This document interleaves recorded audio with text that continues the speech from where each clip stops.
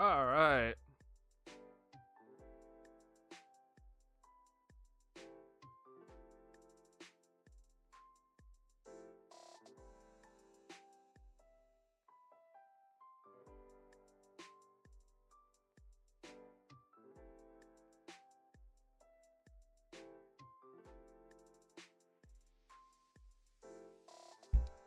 Okay.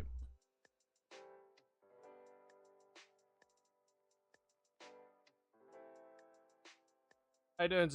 How you doing, Jigs? Sorry.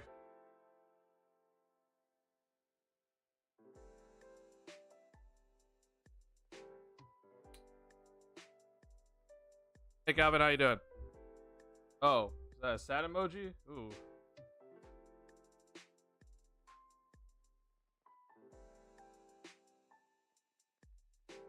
Hold on a second. One.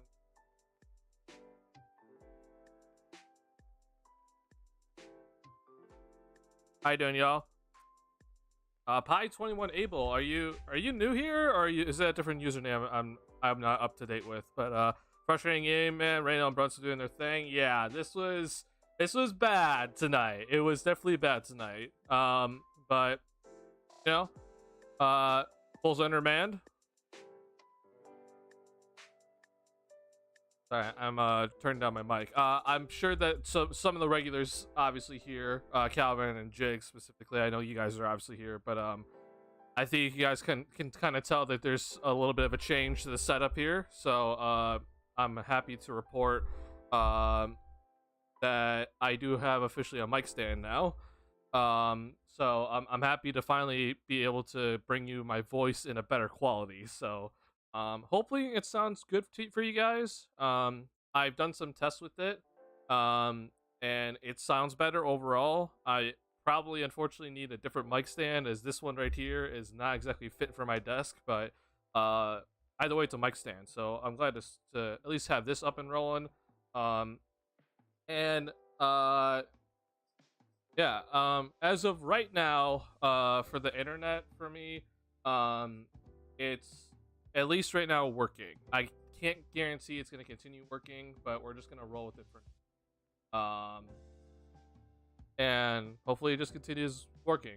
As I know, I for all you guys that have been here, my internet's been terrible the last like 3 weeks of streaming. But right now it's working okay. So we're gonna hopefully get through this, um, and without any sort of issues. But first off, just welcome into everybody. A little bit of a different setup here, as my mic is finally up to my face here. I don't know how much I'm gonna have you guys up on up on screen, chat. So we'll see how this rolls. But yeah, disappointing loss today. I have some thoughts that I do want to kind of get into some film stuff, because we broke down some film of Patrick Williams on the last stream that we did on this channel, and I I don't necessarily want to always be picking on it, but I want to kind of show a little bit of things. And then yeah, the like how some of y'all have said, like Randall and Brunson tonight, the Bulls had no answer for either of those two guys, and it was really frustrating to watch this game, because I think that this Bulls team a lot recently has been very solid defensively, and the last two games have just been terrible for this Bulls squad. Um, and I think the offense is starting to kind of come back down to earth in a sense. Um, and I'm not saying as that like, oh, their 3-point shooting is like suddenly like declining. Like, yeah, their 3-point shooting has suddenly like started to decline for them, which was expected. I think it's just that right now you're seeing this Bulls team, like they're too reliant right now on their good defense to really be the catapult to their good offense. And on a night where you can't stop the point guard on the opposing team, and he's just doing everything out there, like you're just not going to generate any points, because you're so reliant in the transition game right now. And the half court offense, especially since Vooch has been out, has just been bad. I know the Bulls won that game against the Atlanta Hawks. The Atlanta Hawks, I just have to say, they are the epitome of I don't know what we're gonna get every single night. The Hawks obviously lost to us, which in a game that was pretty solid overall by us, but it wasn't the best. But then they went and won against Oklahoma City Thunder tonight, who just won against the Boston Celtics. So I don't know what to expect from them. And obviously, the game in Philly was not very good for the Bulls because their defense was just nowhere to be found. And in this game, in my opinion, it was also that the defense just wasn't there. The Bulls, I think, actually had some decent deflections in the first half. The Knicks had 13 turnovers, but I would guess about half those turnovers were just the Knicks throwing the ball to the 7th row. Like, that was just a terrible half overall by the Knicks. Just throwing the ball out of bounds. And I was just like, what are we... Like, it just looked terrible by the Knicks, and yet the Bulls... Well, I thought they were going to take good advantage of it because they were up by 10 in that second quarter. They ended the half only up by 4. And I honestly think that's kind of where the game just was like, oh, it's over. Because the Knicks had a treacherous first half, and yet the Bulls were only up by 4 at the end of the first half. And at that point, it didn't look very good. I even tweeted it out saying that didn't look good. So... Yeah, not great. Not great at all. The second half for the Bulls, as you could probably just tell by the overall numbers for the box score, they just did not score. So, been subscribed. I happened to catch a stream early. All right, gotcha. 520 enable. All right, I'm glad you were able to catch a stream. IO 2 of 12, 1 assist from 3 sass bars. How many of those threes were wide open looks?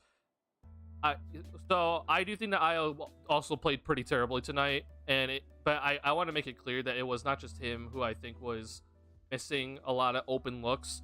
I thought specifically Alex Caruso had some pretty open looks tonight that he just didn't knock down, and a lot of people have been talking about Alex Caruso's 3-point percentage, and yeah, I mean it's been pretty good throughout the entire year, but I mean he went 2 for 8 tonight, and I thought he had some more opportunities to hit some threes. Devon Carter has been a pretty just terrible overall player on the Bulls so far this season, so it's pretty upsetting to see that. And he missed some open threes in my opinion. He had that one air ball at the end of the third quarter, which was pretty stupid, but yeah, that was pretty awful. But yeah, I think Io did not. Obviously, he just did not have a good game tonight, and this is kind of where I start saying that. I think a lot of us have started to think that some of the role players on this team are better than they actually are. I've been kind of clear that I think that this team, while they've had their success, obviously, with some guys out, I don't think that this team is going very far. And for this team to really even like take like a major step into saying like, oh, we're now like a really good playoff team, right? Some of these guys that we've been seeing them play well for a good portion of this little stretch here, they have to bring it pretty consistently every single night, right? And that hasn't really happened the last couple of games. And I would even say the first game against Philadelphia, that was not a good game by the Bulls whatsoever, but they won that game just because Philly just couldn't make a shot. And the Bulls on offense did not look good either. Like they couldn't score for the life of them. So this is like now 3 games in a row where the offense looks pretty treacherous. And it just so happens that when the offense looks pretty gloom, that the Bulls are getting Zach LaVine back on Friday. So I'm interested to see what's going to happen with this because I don't really know what to expect from this Bulls team anymore. Like I said, I've raised my expectations of this team, especially because of their recent play. With expectations going up higher, the Bulls should have put up a better fight in Philly. I'm not saying they should have won, but that they gotta be better against Philly. And I don't think that they should have won this game in a sense, but because of the terrible performance you had in Philly, I think you should have had a better fight in this game in the end because, I mean, you give up 35 and 30 points in the third and fourth quarters. That's just not good. So, yeah, I don't really know. This team, I think, is sort of coming back down the roller coaster. And I'm just interested to see what's going to happen moving forward because the Bulls have some games that they could win moving forward. But talking about this game specifically, first off, shout out to DeMar DeRozan and Kobe White for keeping the Bulls in it. They were literally the only source of offense for this Bulls team tonight, as these two were pretty much dominating the ball and doing everything. They also played the most minutes. They barely got a rest when they came out of the game, so props to them for doing a lot in this one. Kobe finally broke out of his shooting slump that we've been seeing him in for a long time. I could not believe how terrible Kobe was shooting the ball. And this is kind of still a little bit of my concern with Kobe White moving forward, but this finally broke, and thank God it did, because if he wasn't hitting his threes tonight, the Bulls would have lost by 30. But it's after that, it's like nothing else really was good. Patrick Williams had a pretty awful game tonight. Andre Drummond had some pretty awful moments as well. And Caruso was pretty solid defensively, but as I said, he was missing some threes. The bench gave the Bulls basically nothing tonight. So, yeah, pretty simple stuff overall that I have to say. And as I don't know how to say her name. I'm gonna guess it's Rennie. I know you've been in this chat before, but you talk about Io. Like, Io has obviously been a major part of the bench this entire season, and he didn't really show up tonight. So if he's like the sole piece off the bench, then obviously there's a problem with the team. Obviously the team's missing a lot of people, but it also then sucks where your kind of dedicated sixth man didn't really show up tonight, in a night where you kind of needed him to show up. So yeah.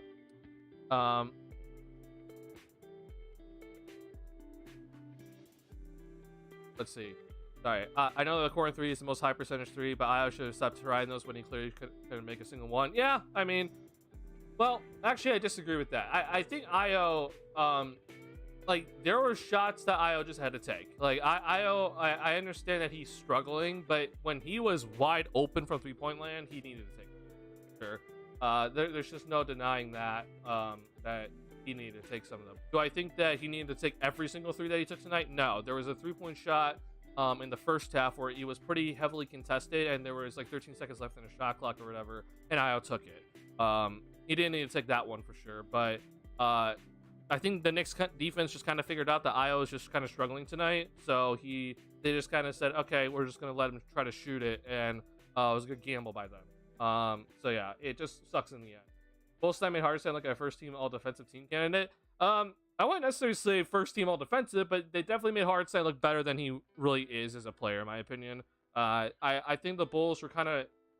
It almost looked like they were just running into Hartenstein as if he was a wall.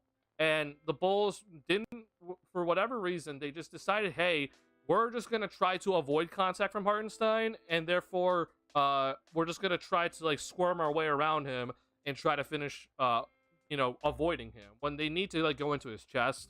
But it also just kind of brings up another point where the Bulls seriously lack guys who could finish in traffic.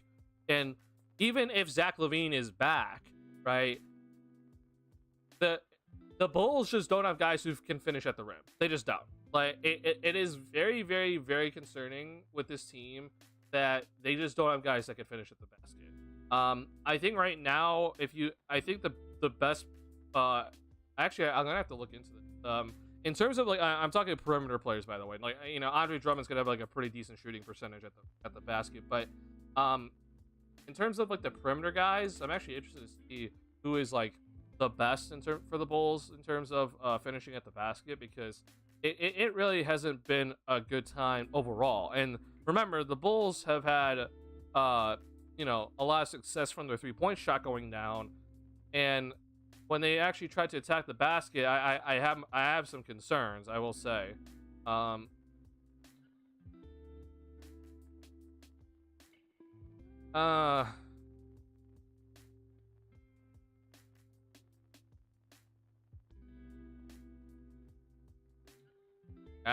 don't actually know how to do this on NBA. I'm gonna have to look at it. But yeah, it is a bit of concern right now, at least in my head. Like, oh man, the Bulls just don't have guys that can really finish at the basket. Actually, I don't even know what. Let's do that. We've been doing.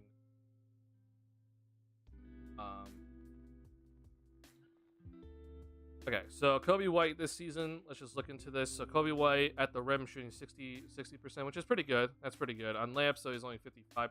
That's not amazing. DeMar DeRozan. I mean, these are the two guys I trust the most to finish at the basket, so I would hope that these percentages are pretty solid. Layups is at 59%. At the rim is at 73. So DeRozan's finishing at a pretty decent. It doesn't take a lot, obviously. Um, so I mean, we already know what Patrick Williams does. Not very good. And then this would be like the third guy that I'd be like looking into. And right now he's shooting about 60. Yeah, it's about kind of where I expected from Io, which that's not terrible either. But then after that, like, what is Caruso even at the basket? Because Caruso does miss a good chunk of these like little shots, in terms of layups, and he's actually shooting 60%. Okay, so it's actually better than I expected, I will say, but I do still have some questions about it because, I mean, after these four guys, I don't know, it gets kind of rough, and obviously guys are out. So okay, I'm back. Sorry, I'm back. That was my internet cutting out. I do apologize. But yeah, when we're talking about like Javon Carter, Patrick Williams, and Dalen Terry, who have been playing, those guys don't finish at the basket. They just don't. So, if you want to look at these numbers, we've talked about Patrick Williams all season long because this has just been a major issue. So layups, he's shooting 46%. That is terrible. Javon Carter has never been a good finisher at the rim, really. That has just been consistent, and he just doesn't get there. He has had a pretty treacherous season overall this year. He doesn't shoot layups, obviously. He shoots 36%. And Dalen Terry, who has played, he's shooting 6 and 9, but we know that Dalen can't really get to the basket in the first place. So yeah, not great. Which just shows, roster construction, lack of playmaking on the ball, which it really resorts the team to having to do everything by committee, which I understand people think that's like the best. And yeah, there's a lot of times where everything by committee is the best thing. But when the defense really does kind of anchor down and, things kind of start to slow down in the game, you can't always be by committee. It just doesn't always work. And you need guys that you can actually trust to put the ball on the floor and actually get to the basket and finish. And I don't think the Bulls really have enough of those guys at the moment. So we'll see if this changes. I'm interested to see how this is going to happen moving forward. All right, let's talk about a couple of things. So this was brought up on the broadcast. When it comes to guys being able to, when it comes to the perimeter defense of this Bulls team, okay, this Bulls team has been very good recently at their perimeter defense. It's just straight up facts. They've been better, okay? They've been a lot better in terms of really forcing guys to go one direction, and making sure that the initial rotations have been just better, okay? But this was being brought up a lot on the broadcast tonight about how Jalen Brunson is rejecting screens, okay? And when a player like Jalen Brunson is able to have the ability to just like, okay, I'm just going to reject a screen, and I have the ability to completely get my defender on my back just because I rejected the screen, that puts the defense in full panic mode. It is basically the defense is non-existent at that point because that's not the system that Billy Donovan has implemented for this team. And unfortunately, NBA.com does not have all the stuff in yet, and I wanted to that, but if you just follow along with what I'm saying, the point of attack defense, which has been always the spearhead for the Bulls defense, was not good tonight. They let Jalen Brunson reject screens all night. And if you have watched my channel, if you've watched the Bulls just in general, you know that the Bulls, their entire defense is that they force guys to actually use the screen because they then have the screener's man, right, which is Vucevic, which is Drummond. Typically, they're always kind of in the position where if the guard comes off the screen. So the Bulls were always have their defense set in a case where they're coming off the guard is using the screen to come off of. That's on the perimeter player to force that guard to take the screen. And we were seeing way too many times tonight where Jalen Brunson was just allowed to just not use the screen. And therefore Drummond or anybody, whoever it is not in position to come over and help because that's not where he's supposed to be. And Brunson gets a pretty open lane to the basket. The weak side defense has to rotate much earlier, which then leaves a wide open either shooter on a pretty short pass or just a pretty simple ball rotation, and suddenly then they find an open dude. That was happening way too much tonight, and I don't know why the Bulls couldn't figure this out. Jalen Brunson is hard enough to guard when he does take the screen. Jalen Brunson is hard enough to guard when he's isolating. But to allow Jalen Brunson just to do something that really puts the death in your team is really, really, really inexcusable. So that's not on Billy Donovan. That's not on the coaching staff. That, to me, is just straight up execution or lack of execution by the players tonight. And I'm not really happy to see this because, like I said, the Bulls defense has been better in this little stretch, but the last two games have not been that. And I hope that we see better defense moving forward. Now, when it comes to Julius Randle, a lot of his points were in transition tonight, which he was sort of cherry picking, and the Bulls just kind of either kind of lost him or they just didn't get back in transition defense. But the other thing that Julius Randle was doing a lot of was he was able to get to the middle of the floor tonight, and it didn't matter who was guarding him, whether it was Patrick Williams or Alex Caruso, which Caruso shouldn't even be on in the first place at the moment. It's not supposed to happen that Julius Randle is suddenly allowed to just get to the middle of the floor. That puts the defense in a very strenuous.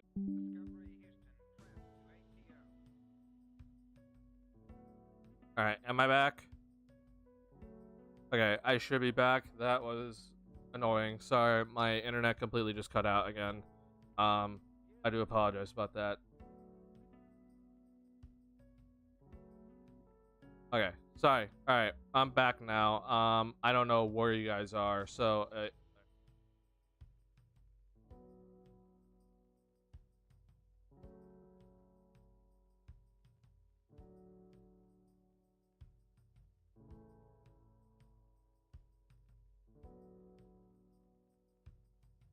okay.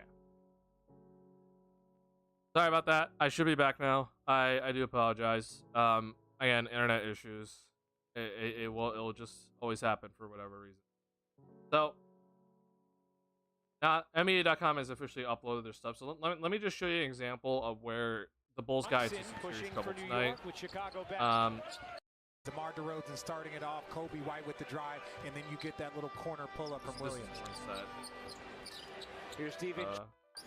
Randall was left alone. No. Here's Anunoby.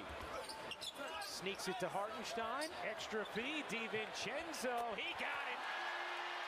And if you look at it on the Toronto side, getting RJ, I think he fits. DeMar DeRozan starting it off, Kobe White with the drive. All right, hold on. I'm trying to. Oh yeah, I think it's this. Yeah. So this is the one that this was the one that JJ Redick kind of broke down on live air. And just watch.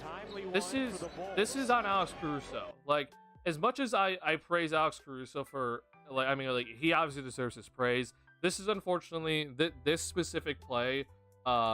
This is Alex Caruso not doing his job, because you can even see that, like, this isn't even the center is being involved in the pick and roll here. This is just DeMar DeRozan coming up to be on OG Anunoby, and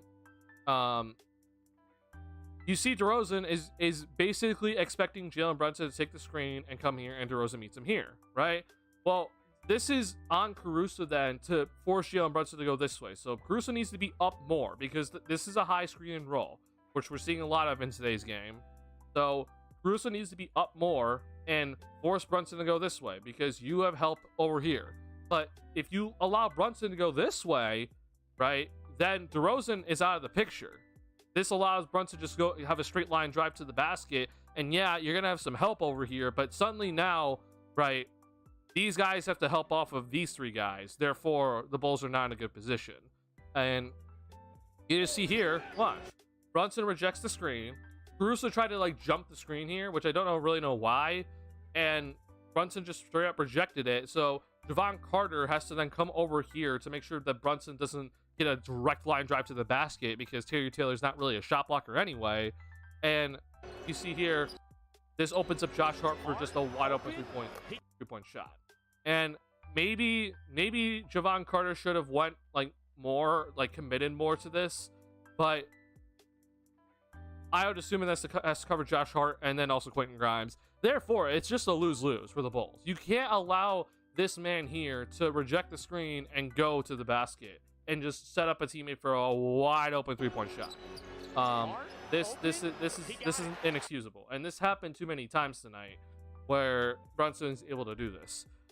I don't know what exactly the Bulls were looking at in the scouting report. Again, I don't think this is on Billy Donovan. Like, this isn't a Billy Donovan problem tonight. This is clearly a lack of execution issue, and this was just happening pretty much all game by Brunson, and it was just pretty simple. I think this is just isolation. Here is Brunson. Which again, Jalen Brunson is hard enough to guard in isolation. It doesn't matter who's guarding him. He's very hard to guard in isolation. So don't make this harder when he's coming off the screen. So like, this is an example where he used the screen, he got the switch, and again, he's hard enough to guard in isolation. But don't let him get a straight line drive.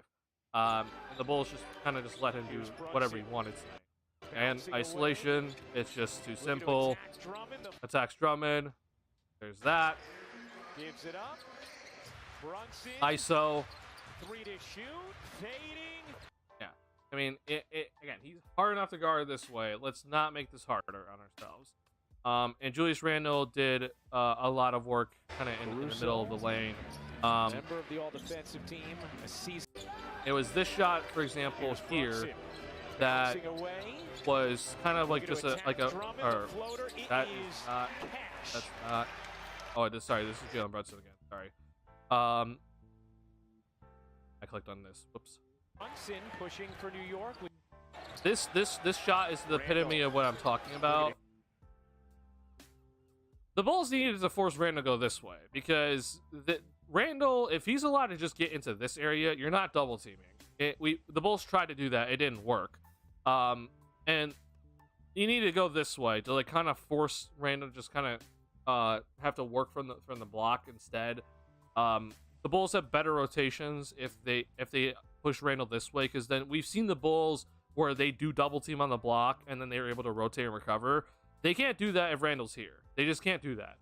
So this was, again, just lack of execution. Maybe this is a little bit more on Donovan than the Brunson thing, but this was killing the Bulls all night, and it's just, you know, fitting that he gets this little makeover, Alex Caruso, to pretty much kind of seal the deal on this game. So rough stuff defensively.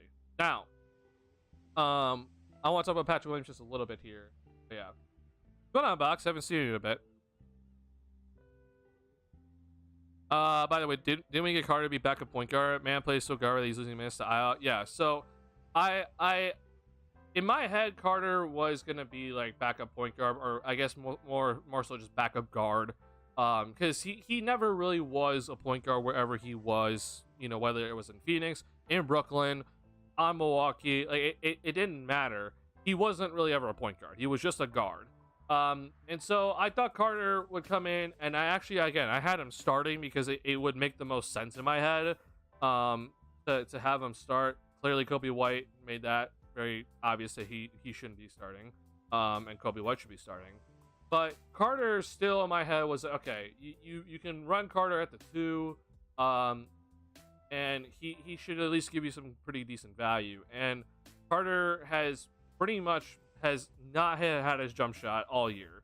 And I made it pretty clear that even in my video that broke down why Javon Carter I thought was a good fit for the Bulls, he's purely just his jump shot on the offensive end. He only has his jump shot. He does not have anything in terms of playmaking ability, in terms of ability to finish at the rim, free throw attempts. Like, he doesn't do anything else. He just makes jump shots. And for a guy that shoots pretty much 40% from 3-point range in his entire career, I was kind of hoping that would at least continue, and it clearly hasn't.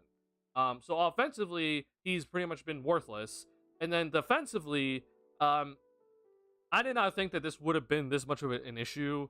But we're seeing actually that Javon Carter's lack of size has actually been an issue. And I do think that part of it is because of the system that the Bulls do run, which is a switch everything system. Now, according to Stacey King, as we've heard many, many times in the broadcast, he wants the Bulls to stop switching. This team has been built on switching the past, 3-ish years, 4-ish years, whatever you want to say. They've been switching. So the Bulls are not going to stop switching. And that's unfortunately where Javon Carter gets exposed. Because Carter, if he's guarding whether it's a 6'5" dude or a 6'11" dude, he's not as effective. Javon Carter, when he's on the Milwaukee Bucks, right, where you have Brook Lopez and Giannis Antetokounmpo, two guys that don't switch, okay? And yes, Giannis can switch, obviously, but the Bucks never ran a switching type defense when he was in Milwaukee. So Javon Carter's point of attack defense was on full display. Therefore, he was basically being utilized to his best of his abilities, right? He is guarding the a pretty dominant ball handler, and he's only guarding that. And he's also just guarding guards. He's not switching onto bigger dudes because the Bucks didn't run a switch defense. At least when in terms of the power forward and center positions, obviously, but we would see the Bucks switch 1 through 3 a decent chunk, but you would still see Carter mostly be guarding guys at the perimeter, and Carter has had to guard guys more on the wings in a sense, and also just some guys down low because of the switching, and it's unfortunately has exposed everything that has been that we thought was good about Javon Carter. Like it just that gets nullified because he has to be guarding other guys he's not really guarding. So it does suck. This so far at the very least. Again, if the Bulls had a different team, I think this is maybe a different story. But I did not think about the fact that if the Bulls were switching so much, that Carter's defense would be kind of nullified. So I was definitely wrong about this. This was me being 1000% wrong. So yeah. Plus, defense is a bit overrated. He was so small that last time it doesn't work. He gets easily abused. That's why he's losing minutes to the Bucks every time they went to the playoffs. Sure, but I also think that if you think about it, right, that if he's allowed to be guarding the guys that are his size, right, it helps a lot. For front office made better choices is what we should be saying. I mean, yeah, for sure. The thing is though is that this was a decision that was clearly based on the current roster, and then they got this one wrong. And I'm also wrong about it. So I don't know how much I'm gonna throw shade at them too much because it's not that significant of a thing. He's not making a ton of money. So it's not the biggest deal in the world. If you're gonna get something wrong, I mean, you kind of one of these things that you would hope to kind of get wrong. If you had to choose something to get wrong, unfortunately, the front office has just gotten so many more things. So, yeah, it sucks, and I don't know what the Bulls are gonna do because I do think that Carter is gonna, especially now that Zach is on verge of returning here. I think Carter, honestly, he's going to be the guy that might be out. Because actually Torrey Craig's still out. No, okay, never mind. Carter won't be out of the rotation, but his minutes are going to decrease again, and it was already low. By the way, Zach marked his counter. He comes back to specifically torch the Hornets, isn't he? Oh, definitely, yeah. he definitely was oh, this is no. I honestly, I'm being real, y'all. So I know, Calvin, I don't know if you're here or not, but because you're an advocate that the Bulls have been so much better without Zach, and I agree, the Bulls have been better without Zach LaVine. But is this team going anywhere? No, I don't think they are. But So also, I want to make this clear about what I think about Zach. Like, I want to be clear. He was hurt. Like, you don't get an ejection if you're just faking being hurt. Um, and so far, if Zach was like, I do think that Zach was checked out. Like, I do think that Zach like was not giving full effort, and that's 1,000%. But if Zach was like flat out like saying like I hate this team and like I'm never gonna play for this team again, then I don't think he's on the bench for a good chunk of his time being out and like actually like being with the team in the locker room and stuff. Like I don't think that would have happened. Um so I do think that Zach has actually been trying to get back as quickly as possible. Like the dude um the dude wants to play basketball. Like I don't want to make this like I don't want people to start thinking like, okay, well, um Zach doesn't like specifically like he's just gonna hold out until he either he just has to sit out until he gets moved, or the team just trades him. And I don't think that's necessary. He's gonna play. Um and we're just gonna have to see how it goes.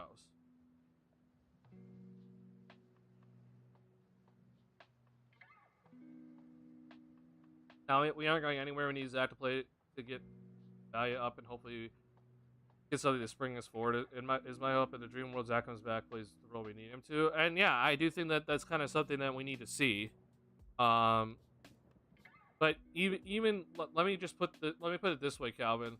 Even if Zach LaVine comes back, gets his value up, the Bulls trade him for a good chunk of stuff, I still don't think this team's going anywhere unless they truly decide to move on from DeRozan, move on from Vooch, and kind of reset their salary cap and figure things out from there.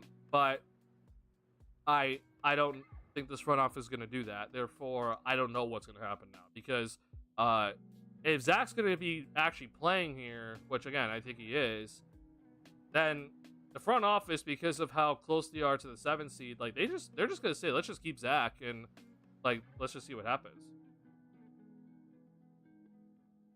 Having 2, adding Vooch, make it 3 ball dominant player stop. PG actually keep the pick wasn't going to work out and wasn't.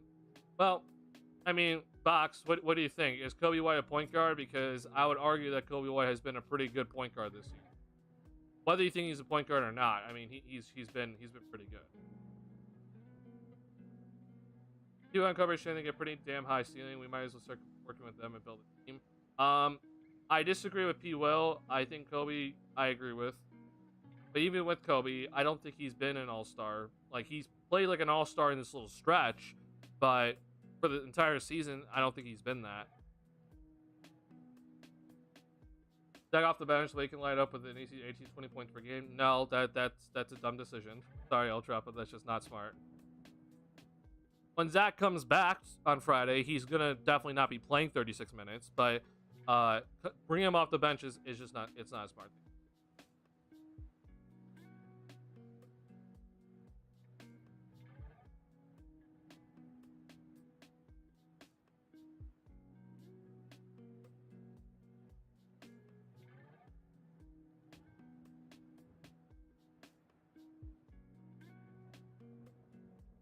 You think this is a world where Zach comes back and actually accepts Billy?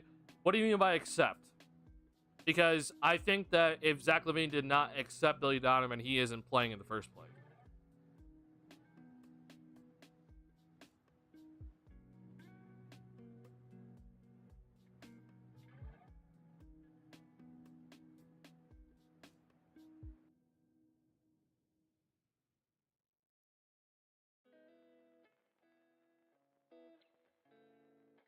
Because you got here with Billy Benjamin, and I get it, to be honest. Well, yeah, I think a lot of players actually get their ego hurt by coaches, but they still play for them. So what do you mean by accept? I feel like the ship has already sailed to the point where Zach wants to play to get his value up and move on to another team. No, I get it. Yeah, and Zach probably does want to do that, but again, though, when we're talking about accepting, though, if you're asking like if you want to phrase it in this way, do you think that Zach LaVine will ever fully trust Billy Donovan? Again, no, I don't think he ever will. But I also think that a lot of other players have had that same experience with other coaches. Just ask DeAndre Ayton about Monty Williams. What do you think about that? And the funny thing about it is, DeAndre Ayton looks right now because of the Pistons' terrible, that terrible streak they went on.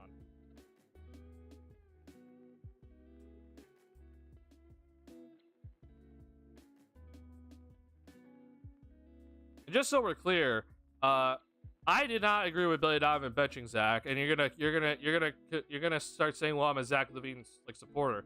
It just doesn't make sense in all. Like it in that game where Zach was having a terrible game, it still doesn't make sense to bench him because you still needed him down the stretch in terms of free throw shooting, and the Bulls lost because they sent Nikola Vucevic to the line. He missed 2 free throws. Like it overall, it doesn't make any sense. But has Zach been bad this year? For sure. Now, I don't know how healthy he's been. I think that's one of the things we do have to question. But also at the same time, I do think that this team has played better recently, and now it is on Zach to come in and actually play better. Like I'm not like that. He has to play better. I'm still looking crack if we lose 3 in a row. Well, I mean, it's a good possibility that we lose 3 in a row. I wouldn't be shocked by it.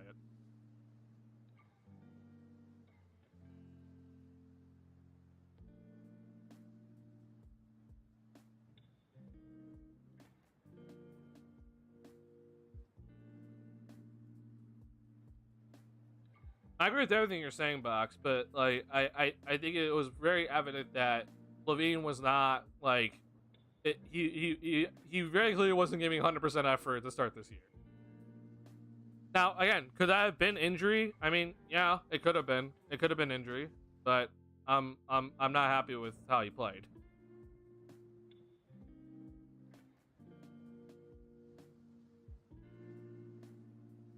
Either way, though, here's the thing at the end of the day that I think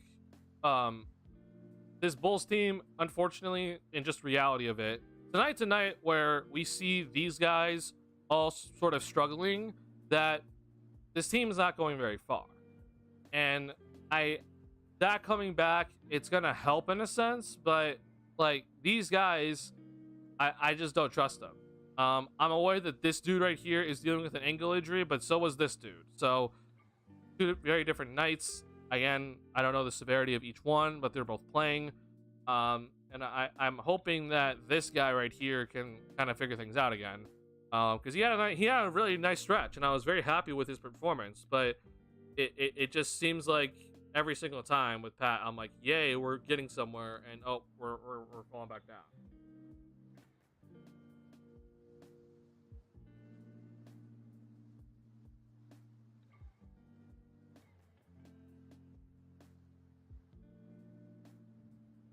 It was off time, more turns to rebounds, many as points out. Oh, it was terrible tonight. LaVine is really worth $20 million a year. No one's going to trade for his $40 million contract. That is a lot of money, and no corporation the $40 million option. First off, you're wrong. Go ask the Milwaukee Bucks. Go ask the Boston Celtics. Go ask let's see. I guess Golden State Warriors when they won the championship. Most.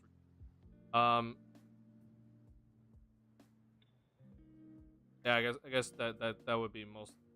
But that's flat out wrong, El Chapo. Everything you said is wrong there.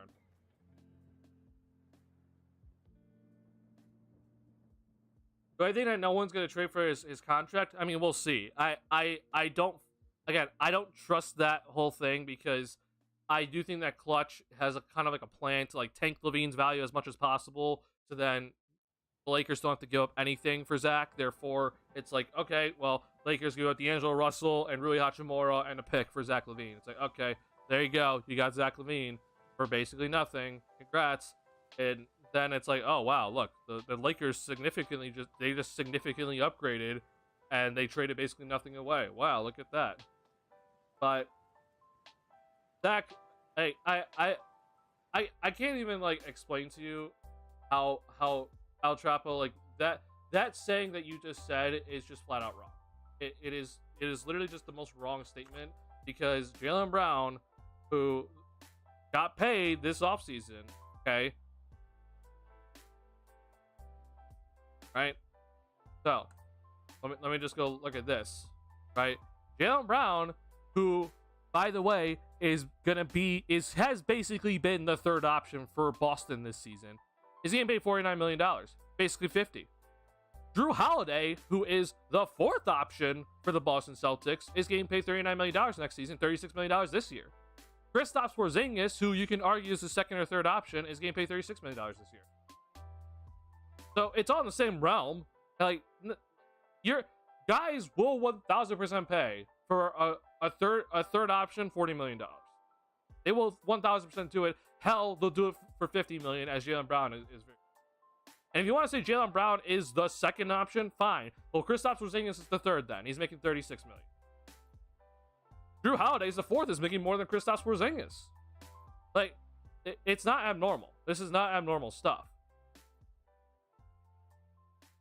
And either way, if you want to convince me that Zach LaVine is a third option,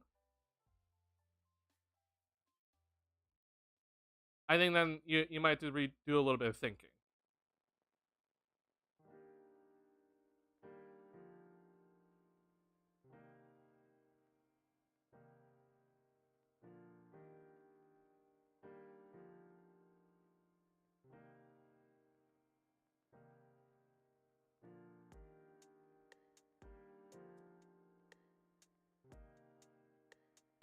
How you doing, big task at hand? I can see you're a Knicks fan. Congrats on the win tonight. Y'all want DeRozan? Because we'll gladly trade you DeMar DeRozan. We'll gladly do it.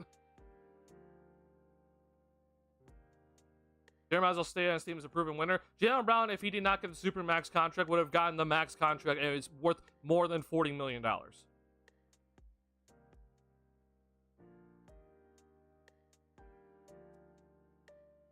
Kristaps is a good big man. Ask about Kristaps Porzingis 3 years ago when he was at Dallas Mavericks.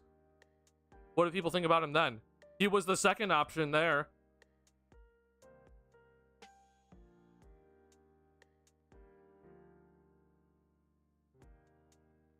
Oh, by the way, Kristaps Porzingis signed this contract back here. Okay, so if you want to know what 25% of the salary cap was back then, I mean, again, Kristaps Porzingis, if he gets a new contract, just wait, okay? Kristaps Porzingis, when he signs his new contract in Boston, it's going to be north of $42 million per year.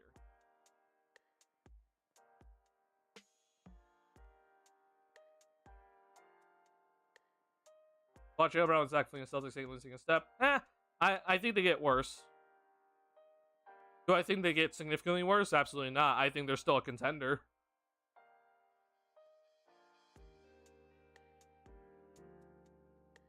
You want DeJounte Murray? Good luck with that. I don't know how you guys are gonna get DeJounte, honestly. I don't like actually. You guys have picks still, right? Big tasking hand. You guys still have picks. Actually, I could just look that up, honestly.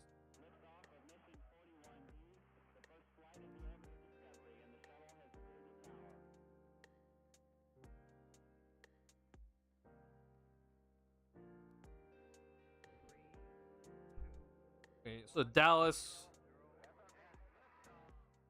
I don't know what's happening here. What the heck? Okay. So you have 4 for what the? Okay.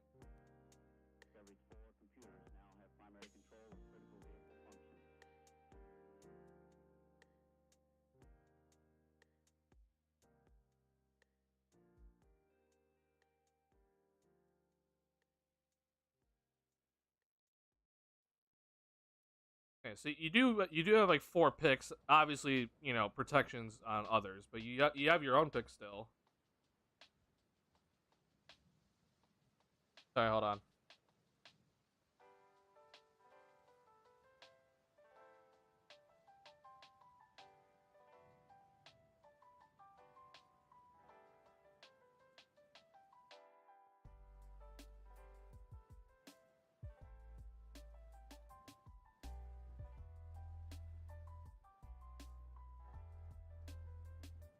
So Evan Fournier obviously has to go. Oh, DeJounte's still on this. Oh my god, I completely forgot about this, about DeJounte. He's still on this, like his like other contract, which was basically worth nothing. Holy crap. Okay, so y'all actually don't have to even match his contract that he recently got an extension for. Oh, okay. So how many picks you willing to throw? How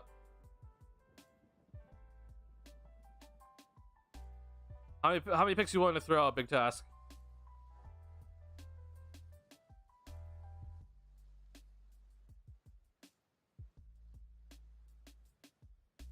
Ask what do you think of DeJounte Murray on the team.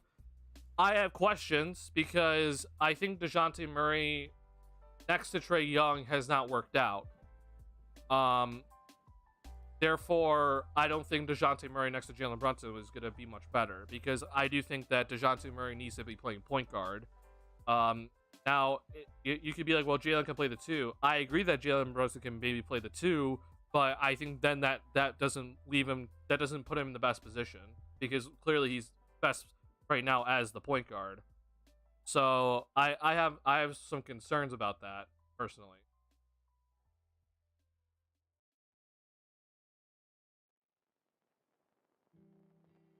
As fair assessment, I mean, it's very funny how Atlanta kind of handled their stuff, because remember, Atlanta basically gave 3 first-round picks for DeJounte Murray, and that I thought was an overpay to begin with.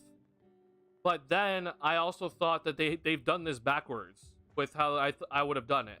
I think Trae Young could have been more off ball, and I understand that Trae Young is a very good assist man and everything. He's a good playmaker, but if you truly wanted to get the most out of this current iteration of the Atlanta Hawks, I think Trae Young needed to be the off-ball dude, and DeJounte be the on-ball, or more on-ball, or at least just have a better balance. And instead, it's been DeJounte Murray has been the 2 guard, and they're just taking turns. Like, you just watch them, and it's like, okay, when Trae Young's not on the court, then DeJounte's running the show, and then he gets to only play with the second unit guys, so it doesn't look very good.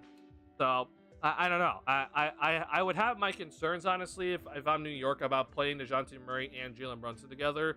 I'm aware though that Jalen Brunson is not Trae Young, so maybe that would kind of even things out a little bit. But I would have my concerns personally about this move.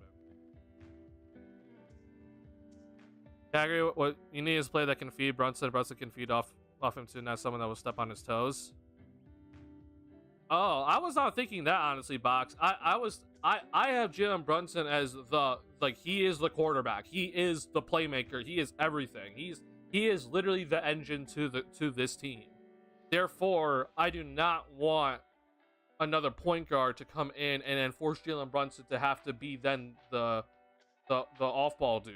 While Jalen Brunson can be off-ball, as we saw when he played next to Luka Doncic, I don't think that puts him in the best case, because he's clearly been better on ball. So I have my concerns about that more, instead of what you said, like, oh, you need someone like to feed Jalen.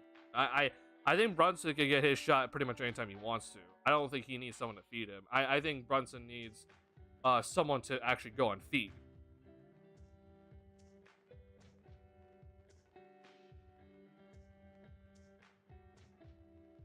Well, I can ask one more. Oh, absolutely. Yeah, go ahead, Big Task.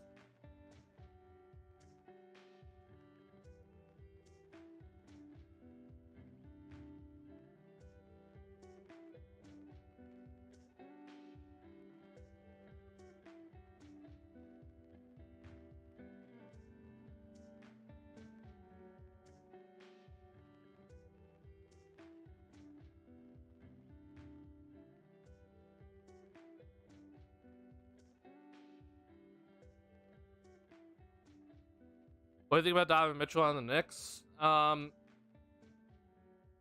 think you run into a similar problem in a sense, but I think it's better. I think it's a better fit.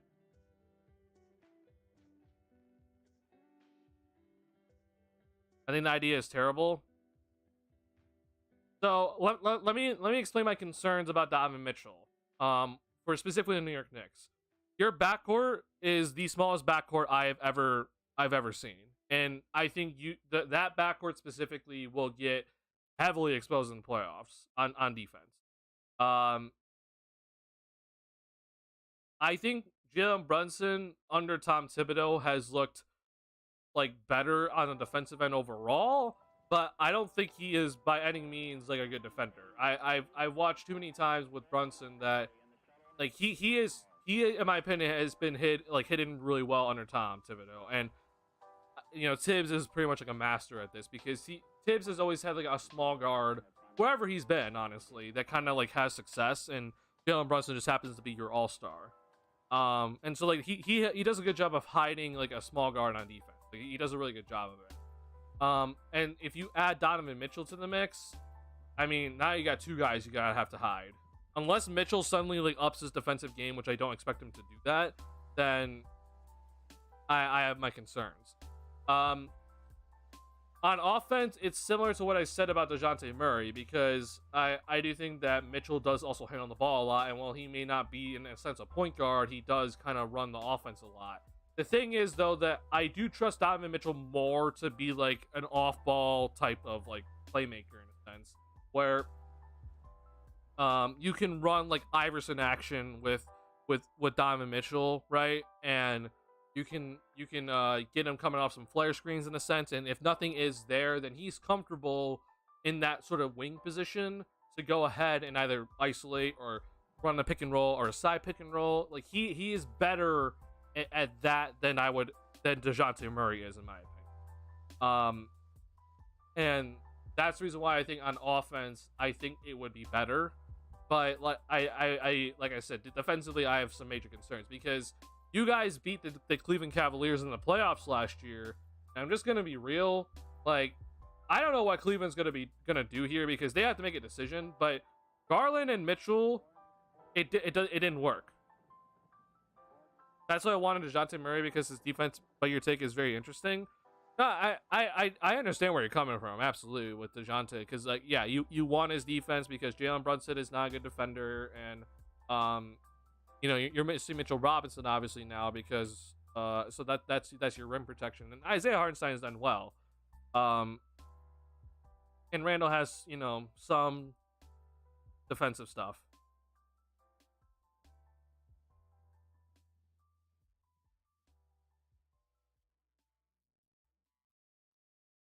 Ball dominant small will take turns with Brunson Garland. The rest of the cast are actually playing better with Mitchell. Everyone got involved. Ball is really no static ish. And again, though, like, while that may be the case, right, Box? Like, I do think you're right. The thing is like, again, is that's also just roster construction, right? Because if, let's say, Mitchell was the point guard instead, right? Like, I think that the Cavs could have this thing working out fine. But it's just that you got two guys that are kind of in a sense point guards again. One has to just take a back seat. Things kind of go weird. So, and I don't know about you. I don't know about you, Big Task, but like, I'm sure you heard Becky Hammond's, her quotes on Jalen Brunson, right? About how like you can't win with your best player being a small guy, and I don't know what your thoughts are on it, but I have to agree with her overall. It is like she is overall right in that statement. But like she said, there are exceptions to the rule. But like, even let's think about this, right? Like, even think about the exceptions to the rule. Isaiah Thomas for the Detroit Pistons, back 89, 90, right? And then obviously Steph Curry, recently. There are people who put Tony Parker. I would disagree with that statement because I do think Tim Duncan was still the best player. Even though Parker won Finals MVP one year, but still though, my overall point is this: the exceptions to the rule, like with the Isaiah Thomas, with the Steph Curry, those guys, when you really think about like their overall roster, right? They had a lot to like cover up for them being small, and I guess Steph Curry, you can argue like, well, maybe like that it's a little bit different, but I still think that Steph Curry, because he had Draymond Green, because he had guys like Andre Iguodala next to him, and obviously Klay Thompson was at the time a really good defender too. Like it like covered up for him. So I still think that she's right, but if it for the Knicks to like really like, if they're gonna really try to win with Jalen Brunson being the guy, they really have to figure out like the absolute like perfect team around him, right? I think getting OG Anunoby is a very good start, but I don't know if there's, you know, out there in the rest of the NBA that you guys can go get that's like this would then, you know, really fortify everything, and you know, Jalen Brunson being small isn't suddenly like, it's not an issue, right? I don't know if there is really that right now, but I'm interested. See what the Knicks do, because I think that they've done a lot of good decisions recently, and maybe they can be the ones that can figure it out.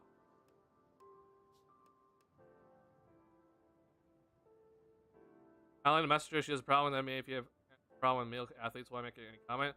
Well, okay, hold on, Big Task. I don't think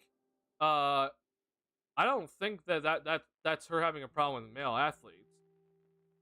Like, let's not move to that at all. Like, I think that was literally just a quote, like just flat out analysis.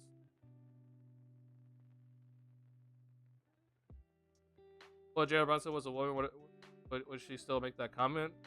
I mean, probably, because she herself is also small.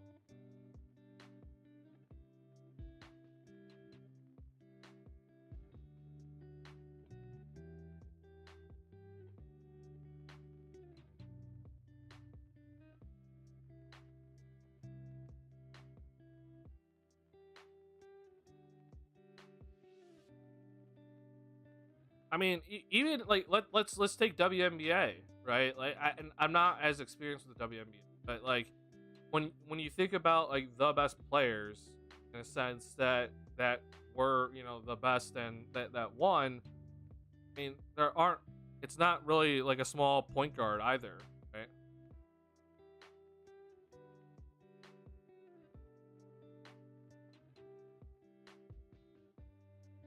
So like I don't think that was by any means her having a problem with male athletes. Like I don't think that was that at all. But honestly, she is right. I mean, I think that she is right, and history also says that she is right. But like I said, there is exceptions, and she herself said that. Like she herself said there are exceptions, and but what I'm saying is the exceptions did a really good job of making sure that the small guy was like, just because he was like his shortness was not a problem. Like they had to have like the perfect team. The guy that was able to win and was the smallest guy in the court was Isaiah Thomas. Okay. I'm assuming you talk about the Detroit Pistons Isaiah Thomas, because you don't. That's the wrong spelling, but yeah, it's Isaiah Thomas and it's Steph Curry. It's just those two guys, and I understand that people are gonna also say, well, Kevin Durant, you know, had like was Steph.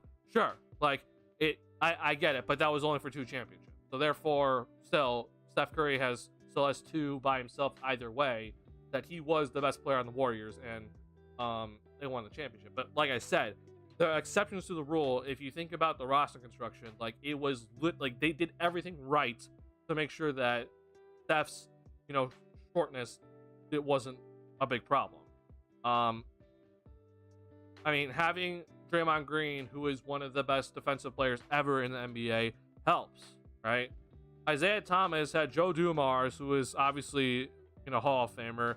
I mean, you got Bill Laimbeer, you got Dennis Rodman. Like, you have all these guys that really cover up for shortness, and I think Isaiah Thomas is like even more impressive because of the era. But yeah, like it does require like the perfect team. So I don't really know what what that perfect team around Jalen Brunson is, because it requires, I think OG Anunoby is very good defensively, but I don't put him at like top tier level.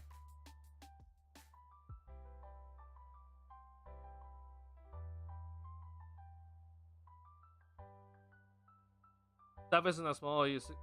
Okay, Box. When we talk about small people, we're saying like 6'3" and under.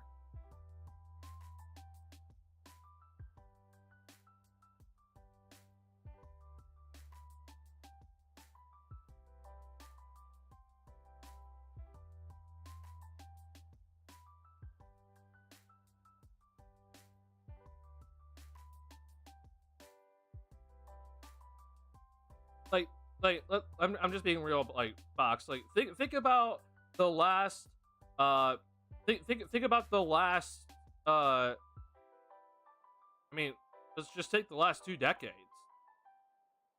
It's Steph Curry and who else as the best player that is 6'3" or shorter, that was the best player on a championship team. Like, forget even like back in 90s era.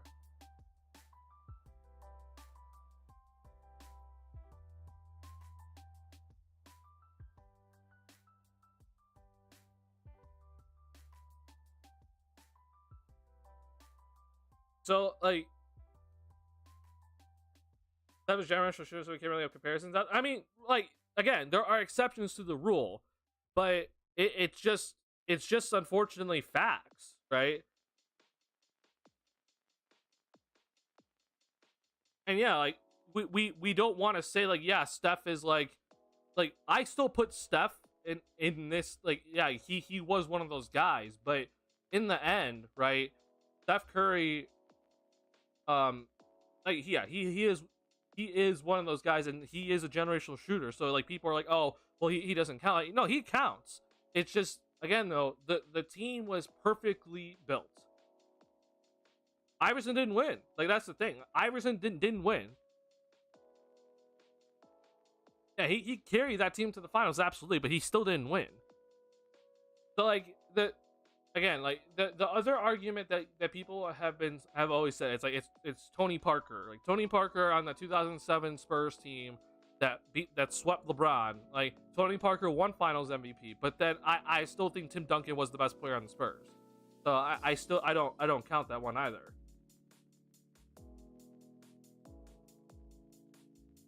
And to also relate this, because this is a Chicago Bulls channel, to relate this back to the Bulls, okay?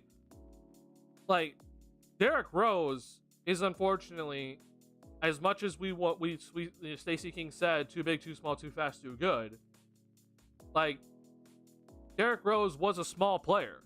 He is 6'3", and while the dude could absolutely jump through the roof, he was still a small player. And unfortunately, right, like,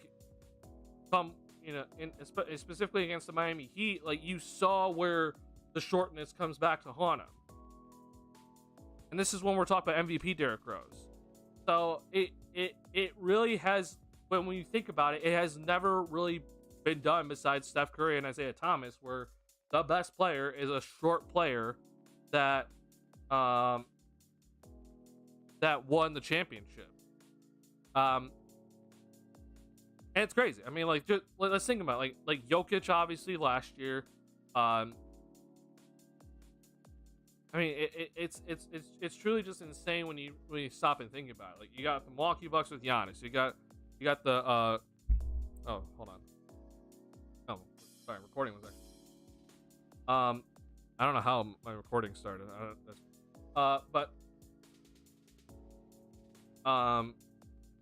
And then obviously the Warriors did win it with Steph, but before that it was LeBron James or Anthony Davis. Pick one. I don't care. Like whichever one you want. Like it. When you just think about it, you're like, wow, it's just unfortunately the case. So for the Knicks, it puts them in this like really weird spot where you either have to go out and get a better player than Jalen Brunson, which I think is very hard to do right now, or you gotta literally build like the perfect team around Jalen Brunson. And that itself is very hard. Like to build a team is hard, but to build a perfect team with certain conditions is even harder. So I'm interested to see how they do it, because I think Jalen Brunson is an absolute superstar, and I think he's very, very, very good. And a lot of what he does can make up for his lack of size, because he is very, very good at finishing through traffic and finding ways to get shots over bigger dudes. But unfortunately, height has just ruled the NBA. It's unfortunately the facts. I have a question. What do you think about Julius Randle? So Randle, in my opinion, is like an all-star, but he is like legitimately a roller coaster. I don't know what to expect from Julius Randle any given season, hell, any given month. Because the start of this year, I was like, what are you doing, Julius Randle? Then recently, I think he's looked really good. Last year, he was all NBA. The year before that, he was pretty awful. And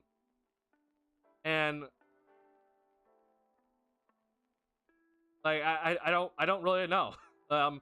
So if the Julius Randle of December, or like the most, the last however many games played well, if that continues, then I think he's a very good player. Is he better than Brunson? No. But he's a very good player. But you can get to Julius Randle where he doesn't really show up that season. And I don't really know what to expect. So what is your opinion from a Knicks fan?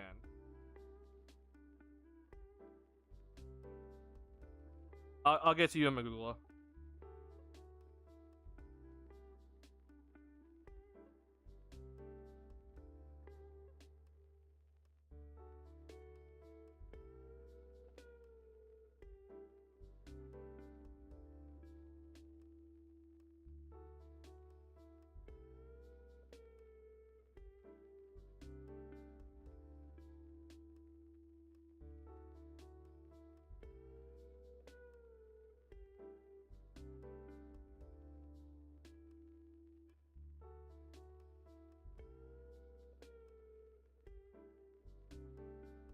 Sorry, unfortunately the little emoji thing is in the way, but I think right now I understand what he's good at. Okay, yeah, I mean, I think the biggest thing obviously is less threes, but also just like Randall would shoot these like stupid step back 19-footers that are contested fadeaways like consistently.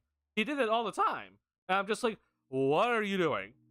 Like, it makes no sense for you to be shooting those shots. And he's very clearly cut those down.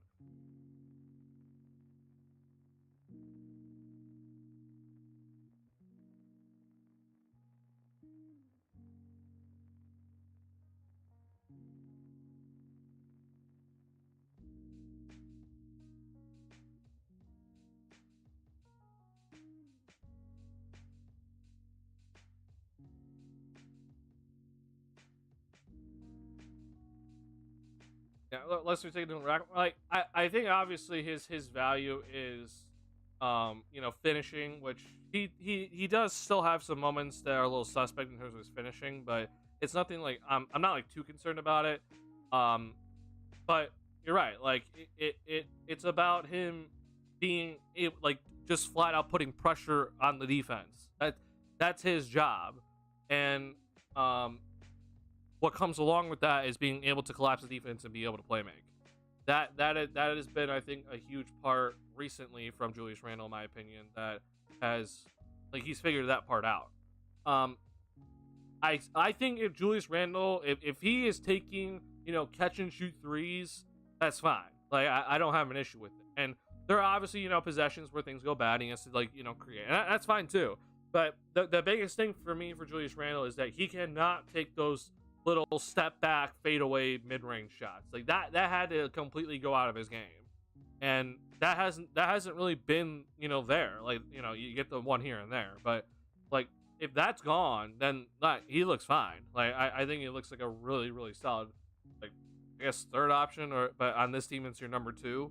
So yeah, I think he's very good. And if he's playing like this, he's definitely number 2.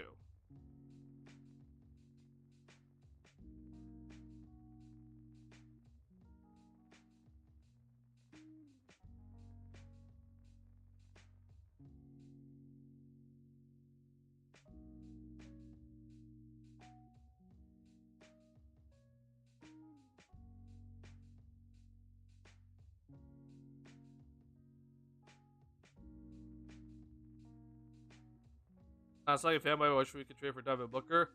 That would be a really good player to get for your. Yeah, I think a lot of teams will want a Devin Booker, obviously.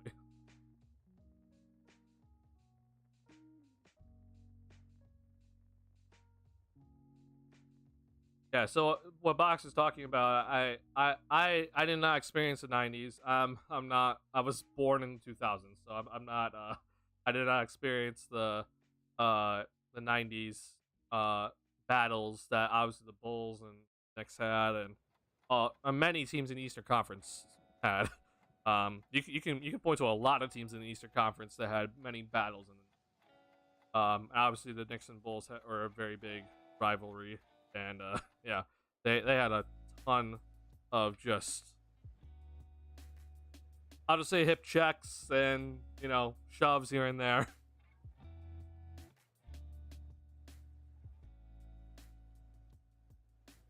Also, what Box said about Julius Randle in the playoffs, that is also true. Julius Randle needs to figure it out in the playoffs. I don't exactly know what the problem is with Julius Randle in the playoffs, but he does need to kind of figure it out. So that's important. Which, by the way, I think he can figure it out. Like I don't have like I'm not saying like, oh, it's doomed, but he does need to figure it out. I think he can figure it out, and it's just, he just has to take the time to do it. All right. Big Talk, I appreciate you coming into the chat and being respectful, opposing fan. I've had many people come to my chat that are just flat out disrespectful, saying things that have nothing to do with basketball, throwing like insults at me. So I do appreciate you coming in and just being respectful and having good, thoughtful conversations, and not just throwing insults at either my Bulls team or me, or anyone in the chat. So true respect to you for doing such a thing. But I do want to get back to some Bulls content here, because I haven't streamed it a little bit, and I need to back to some other stuff. But good luck to your Knicks. I think the Knicks, I think they're top 4 in the East, honestly. I unfortunately still don't think that you're better than Philly, Boston, or Milwaukee. And that can obviously change with some sort of move made, but I still think that either way you're in a pretty good spot. So I look forward to seeing you guys decide to do, because this area right here is truly going to be like a battle, as it's already pretty much been a battle so far this season. So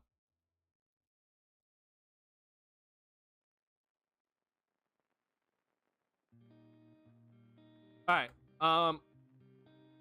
Unfortunately, because this just happens to just be a theme on this channel, we need to talk about this. So I watched this dunk attempt by Patrick Williams to start this game, and my immediate reaction was like, oh, hey, maybe this is maybe Pat's kind of figured some things out here. Pat is going to be looking to attack tonight, and Pat's ankle's fine. So I was like, hey, this is good. He misses this, and this is fine. I don't have too big of an issue with this miss, but one of the things that we were talking about on my last stream, because this was brought up by a Twitter thread, it's been someone that has scouted Patrick Williams since his FSU days. Okay, when Patrick Williams takes off with his right leg, he does not get any lift. And it seems like there might be some sort of like weight distribution that Pat's kind of going through that's just kind of like it's not proper. It might also just be his body build, or maybe he had some like weird growth spurt with his leg, and so it just isn't fully stable. But we need to watch Patrick Williams every single time he attempts to go to the basket and finish, because the biggest problem I have been seeing, and like ever since I saw this thread, I just keep seeing it. But like right here, you see that Pat's trying to take off here with his right leg. You can, oh, whoops, sorry, I actually hit him. But you can just even see from when I just freeze frame it that Pat right here, he doesn't have full stability on this right leg. His foot's like this, and this limits his ability to get good lift off on his foot. And I don't know what it's gonna take. Now, I think he got pretty solid lift off anyway from this, and I'm not upset he got blocked or whatever on this dunk. I'm fine he missed this one, but it's something that I'm constantly looking at, because this is the thing with Pat that has been a problem, has just been like finishing dunking. It's always been an issue, but the funny thing is that I mean, even on this you can just see it. Like this is a good shot. Like what is this right here from Pat? I don't understand this, but I just trust his jump shot more. Like it's so weird to say this, but Patrick Williams on his jump shot is just something that I have more faith in than him trying to take it all the way to the basket and trying to get good lift off.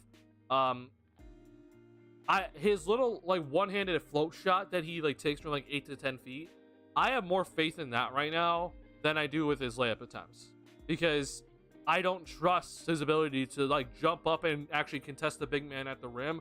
It won't end well. So these little pull-up shots that he takes, which this one I even thought that he should have, like there was early in the possession he should have taken the three, but I mean I just trust this more. But then and the reason why is because of like this sort of stuff here. Like just look at this play. Watch pick and roll Andre Drummond. He has this. Isaiah Hartenstein is just backing up. Pat should have him beat right now, but right leg, he gets no lift. He gets absolutely no lift on this.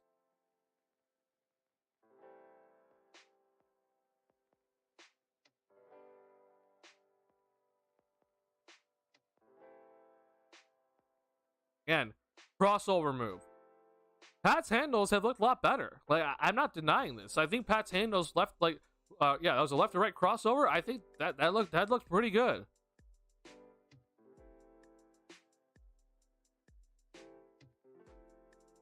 But again, right leg lift off. I don't know, man. It's very just that they only turned the ball over twice to the 12 times they had there in the first half. So they're taking care of the ball and they're getting paint attack. Okay, this was fine. This was good. And let me make it clear with Pat, every time I watch this, when he like full out lifts off with his left, like when he actually like either jumps with 2 feet or actually uses his left leg as his springboard, he gets good lift. Like he looks very solid when he like gets full lift with his left leg and everything. Like, that looks completely fine to me. It's when he has to use his right leg to really either like spring himself forward and like get good momentum going to the basket, or trying to jump off his right leg, it goes nowhere. Like it truly looks like he just stops. He has like a flat tire that it will never fully go. And I'm very just like I don't know what to think at this point, because has Patrick Williams played better? Yes, like he has played better, and he's had this little 10-7 stretch that the Bulls have been on. He's absolutely played better. The problem is that the things that we would want to see Pat get better at, hasn't seemed to have happened. Like, his 3-point percentage is basically where I thought it would be for the season. He started out terribly to start the year, right? But this has been bad at the start of the year, but it's back to where I expect. He's shooting 40% from 3, which he did last year as well. The problem is that his layups is at 46%, and on his dunk attempts he's shooting 75%, which is not good. These are the things that I need to see better at. It's also a bad sign when you're shooting 41% on jump shots and 46% on layups, a 5% difference. So, I think Patrick Williams, when he has been on this like little better stretch, one, he got more stuff in transition, which obviously helps, but two, he was just hitting his jump shots, right? And that's something he's always done. He just was hitting it at a pretty absurd rate. So it's not much different in a sense, but I'm very happy that he had this nice little stretch to get his confidence going. But moving forward, man, I still am just I'm on this like thoughts. I don't even know how to explain with Patrick Williams, but this stuff with Pat, it still just makes me hesitant to be like, yeah, I'm willing to give him starter money. I've been kind of like back and forth about whether the Bulls should even look to bring him back next season. I think obviously the recent play has swayed me to saying bring him back, and it obviously matters what the Bulls are looking to do for, but yeah, I'm still on board of like, yeah, we're bringing him back next season, but I just think, man, like he still might be unfortunately kind of stuck in this like bench role thing because his points still aren't like fully up there. Now, if he could figure out either getting to the free throw line more consistently or figure out just honestly just being able to finish layups at like a 65% clip, then we're fine. Then he can absolutely start, and we're not having a discussion because his defense has been really solid this year. Like his defense has been very good. But yeah, I don't know what to really say about his inability to finish at the rim right now because it just doesn't seem like it's so he still has time. Obviously, he's only 22, and he could still figure out this whole lack of liftoff on his right leg type thing. But I'm hoping that if he can figure that part out, then yeah, we have a bona fide starter on our hands. But 10 points per game for a starter that is getting at this point now like 36 minutes, like not great. So I'm hoping that we can see some more stuff moving forward.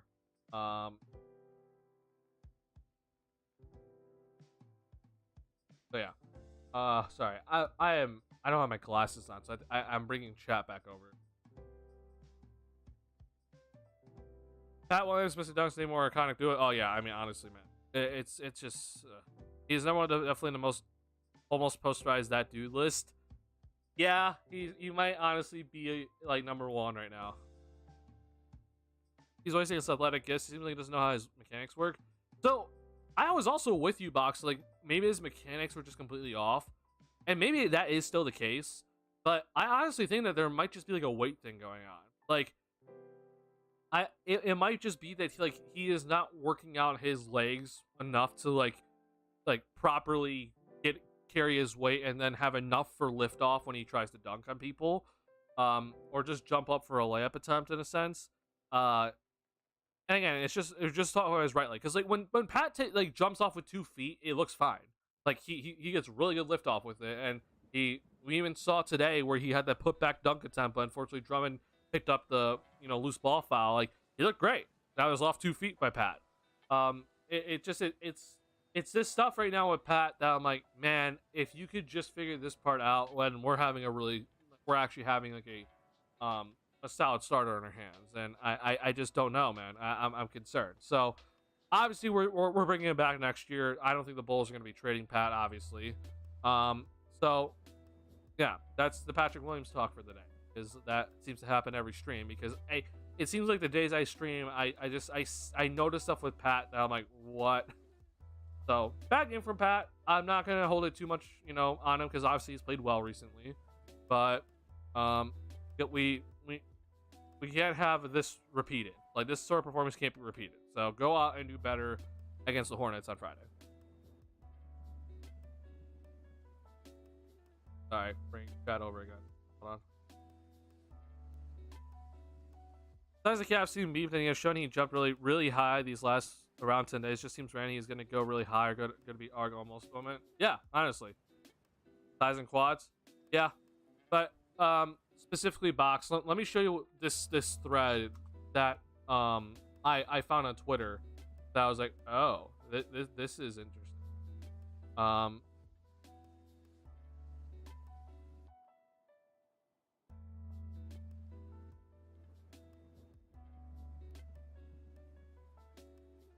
So this guy named Skyfall, okay, he said, look, Patrick Williams' footwork knows. If he uses his left foot more as a springboard for propulsion or brake purpose for stop, his driving usually is very good. Hence, in this clip right here, he used his left foot, right, to jump back, right, and get the fadeaway shot and look really fine. But if he uses his right foot as a springboard onto ground or brake usage, his driving literally looks just terrible. And so in this case, for example, right, you watch his right foot, things just kind of come to a halt.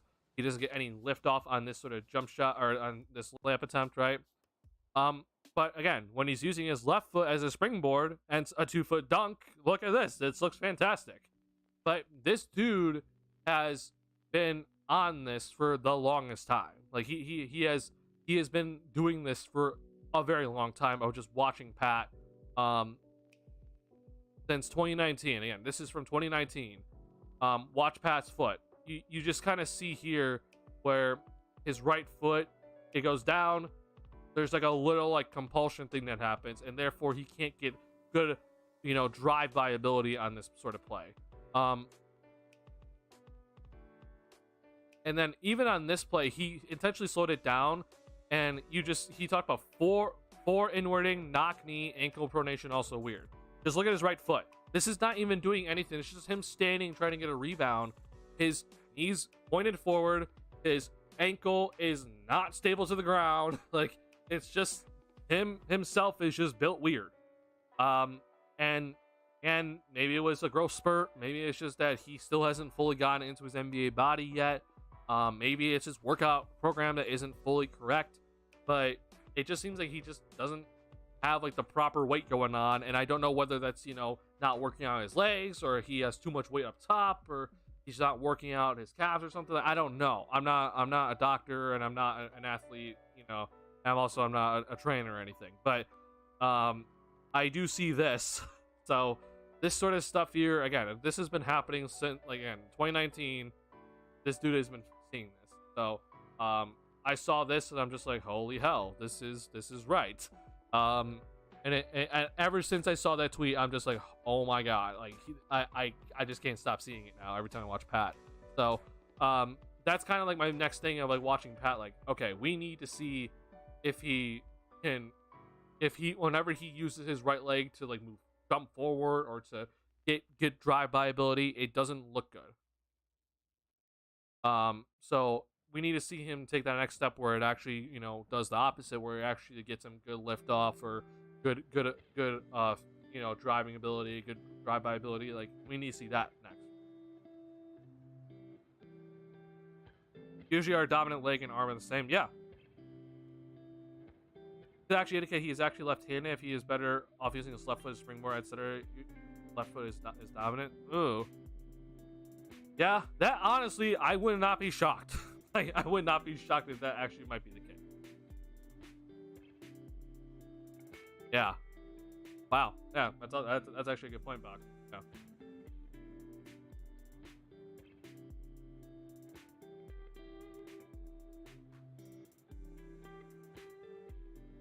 But yeah, I don't know. Interesting stuff.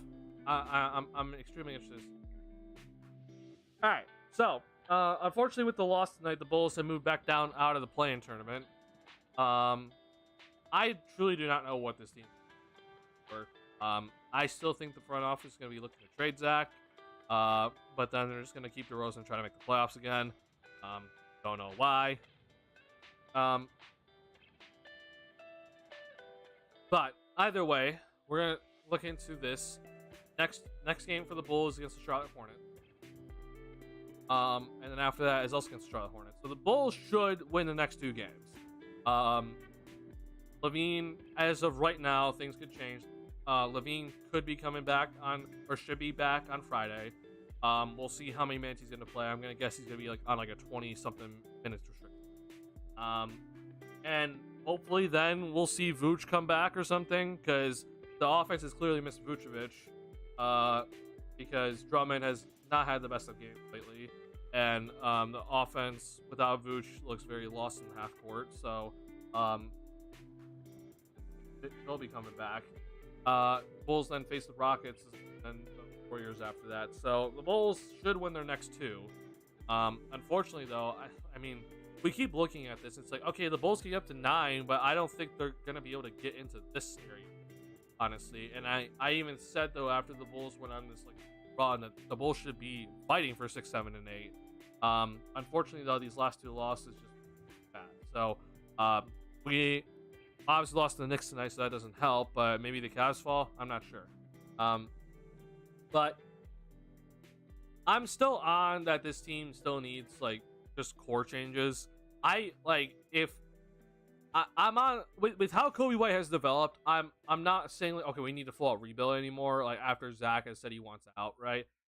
So I was on full rebuild when Zach wanted out, and I expected the Bulls to trade him. I wanted full rebuild, but because Kobe has he has developed well, and I mean, yeah, he has all-star potential. He's not gonna be an all-star this year. I think that does speed up the process a bit, and obviously Pat has played better. And if he can continue moving forward and not, having some inconsistent nights like this, then yeah, we can really speed up this process. I just still think that you still need to completely just change the core around. So obviously keep Kobe, keep Pat, but then everyone else is gone. And you have a ton of cap space to kind of work with. You hopefully get some assets back in return, using the cap space to get assets, and kind of restart in that sort of sense. But you're only going to be bad for maybe like a year.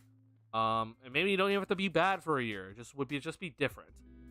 Because if we're gonna be trying to if we're actually gonna be trying to like convince ourselves that we trade Zach, and hell, even if we get Austin Reeves, somehow in a Zach LaVine to the Lakers trade, like a team led by DeRozan and Vucevic, as well as DeRozan has played this year, and as well as Vucevic has also played this year, this team's not going anywhere. They're just not. And I would much rather this team start building towards what I think would be more successful, than sticking around with what they currently have that we already know is not going to go very far.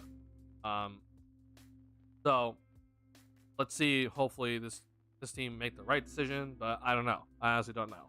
So Zach's going to return possibly on Friday, most likely Friday. Let's see how he plays. Obviously minutes restrictions, so things aren't exactly going to be fully like a good idea of how Zach's going to be playing because of the minutes restriction, but he is playing. So this team, if Vooch is going to continue to be out with this groin injury, and obviously Torrey Craig is missing for a long time, they could use Zach's points. Something that I don't think a lot of you would have thought 2 weeks ago. So let's see how the Bulls kind of finish things out. We're already in the new year. Let's see how the Bulls play into January, as they do have a pretty easier schedule movement. So they have some opportunities to kind of make up some ground if they really do want to get into the playoff hunt. But it is late because the game was later, and I stream at 10. So that is going to be it for tonight's stream. I will be hopefully back on Friday. We'll see. My internet did cut out a couple times today, but it was better. So hopefully that will continue. But appreciate you guys hanging out with me tonight. I know I missed 3 games in a row, but obviously we're back tonight. Hopefully I'll be back on Friday. Again, we'll see. I potentially have a new job, actually. So some things still might be changing here. Can't really guarantee anything. But if you haven't already, please hit the like button on the stream. Helps me out a ton if you're new to the channel, like Bulls content. Make sure you hit that subscribe button. Really have all I was really, yeah.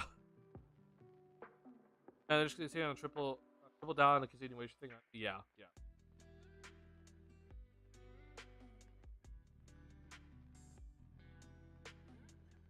But it's sad, this team and not working, which is pretty obvious from the get-go. I don't really feel like the pieces that can't be chose would mesh because they're all very likable. Yeah, I honestly think they're all like really likable. And the biggest thing too about this team is that like no one really has like any sort of like out of basketball drama, right? there are some teams in this organization, or in this association, that have players that just have like off court things um that are just constantly happening. And I am very thankful that has not happened with this team. So it does suck that this team um is not going to be working out. But I do think that Kobe and Pat are going to be here to stay for the future. And I have a lot of faith in Kobe. Um, Pat, I'm still kind of up in the air about, but if you know, not every single person of this team is gonna be gone. So Kobe, Pat, Io, I think they're all gonna be here. Um, we'll see kind of how this team moves forward. But yeah, I don't know. Trade deadline is suddenly like a month and a half away, or like a month and a week away. So yeah, it's gonna be interesting to see what happens. But